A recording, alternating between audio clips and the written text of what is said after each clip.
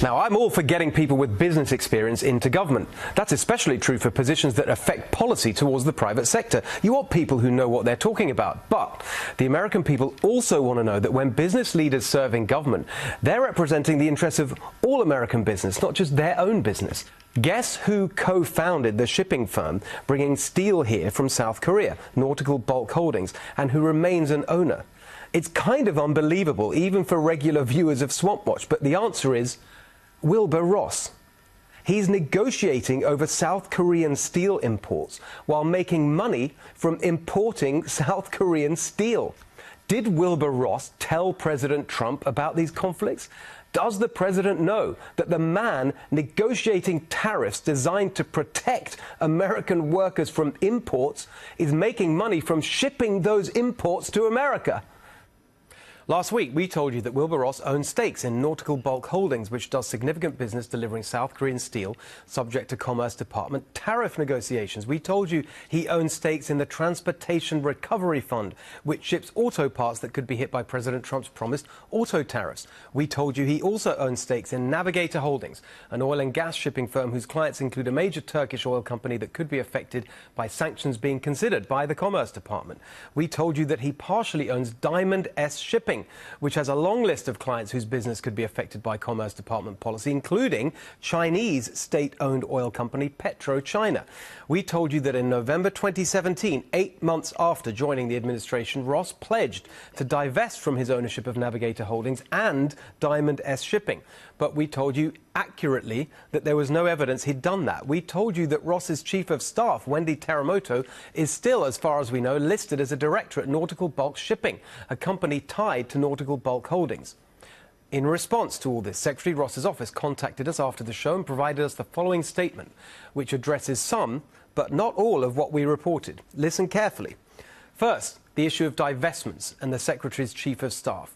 Quote, Secretary Ross has fully divested in accordance with his ethics agreement filed with the Office of Government Ethics and has also divested of Navigator and other assets, even though not required to do so under his ethics agreement. He continues to seek out and follow the guidance of Department of Commerce ethics officials to ensure compliance with federal regulations. For the assets the Secretary owns, ethics officials have not found Section 232 investigations or general trade negotiations to have a direct and predictable effect on those assets, which is the legal standard. Additionally, Wendy Teramoto resigned from all boards prior to becoming Chief of Staff. Right, a few points here. First, his statement only refers to divestment of one of the two companies we mentioned. Secondly, here's the website where such divestments would and should be listed as required. The latest transaction listed is in November 2017 and reports sales of Sun Bancorp, an unrelated company. No transactions have been posted since, including any related to the sale of Navigator Holdings or Diamond Shipping, as Wilbur Ross had promised. We say clearly tonight, if there is evidence of Secretary Ross's divestments, show it to us. You've had a week, and we will happily show our viewers. On his chief of staff, again, Wendy Teramoto's name remains listed tonight as director at Nautical Bulk Shipping on this Government of Bermuda website. Bermuda's where the company's based.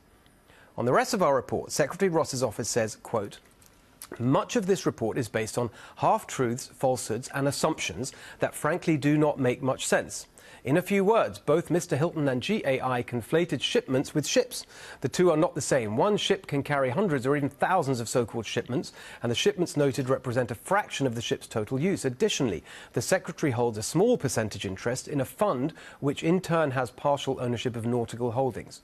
Note that the Secretary's own statement confirms the central conflict of interest here, that with one hand, Wilbur Ross partially owns a company that ships South Korean steel to the US, and with the other hand, he's negotiating tariffs on South Korean steel imports.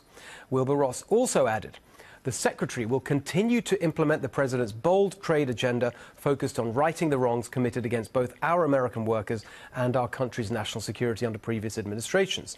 Let me repeat, I am all for successful and experienced business people like Wilbur Ross serving in government. That's good. What's not good is when they hide behind pathetic, swampy ethics rules that a child could see through. In this case, they are literally claiming that negotiations on steel tariffs don't affect a company that imports steel. You can argue all day about what constitutes a shipment and how much steel is in a shipment, but you're still shipping steel. They also argue that potential oil sanctions on Venezuela don't affect a company that ships oil from Venezuela. This is the kind of legalistic BS we got from the crooked Clintons. When you're serving in the administration of a president who was elected to drain the swamp, we expect a higher standard. I read all your tweets about this last week, and some of you suggested we had made a mistake because Wilbur Ross's interests are in a blind trust, which would remove any potential conflicts of interest. Well, we looked into that, and I'm afraid it's not the case. This is Secretary Ross's official ethics agreement with the Office of Government Ethics. This is where any relevant blind trust would be listed, but the document never mentions any blind trust. The truth is, the Office of Government Ethics is a swampy joke. It allowed Bill Clinton to make millions in speaking fees from foreign entities while his wife was Secretary of State. It allowed President Obama's Commerce Secretary, Penny Pritzker, to hand out a $10 million grant to a company co-chaired by her own cousin. You know our promise to you on this show. Drain the swamp was one of Donald Trump's most important promises, and we will hold everyone to account for cronyism, corruption and conflicts of interest without fear or favour. The Office of Government Ethics needs a complete overhaul, and we will get to that on another night. In the meantime, a message to Wilbur Ross, who, by the way, we've repeatedly invited on the show to discuss all this.